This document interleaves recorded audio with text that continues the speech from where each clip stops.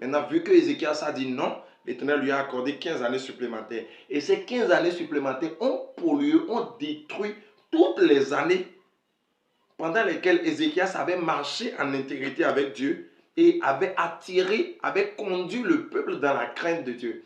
Donc ce qu'il faut comprendre, c'est qu'il y a une saison. Dans la situation d'Ézéchias, il y a une saison et pendant cette saison, il faut obéir à Dieu, il faut faire ci, ci et ça. Maintenant, si cette saison passe et tu continues toujours d'apparaître, ça veut dire que tu apparais contre la volonté de Dieu. C'est pourquoi je dis, quand nous disons faire la volonté de Dieu, beaucoup se disent la volonté de Dieu, c'est quand ça marche, si ce n'est pas la volonté de Dieu, ça allait marcher. Je voudrais que nous comprenions que ça peut marcher sans Dieu. On peut réussir sans Dieu. Le fait que cela marche ne veut pas dire que le Seigneur est dedans. Cela veut dire que je peux faire tout ce que je veux et réussir sans Dieu.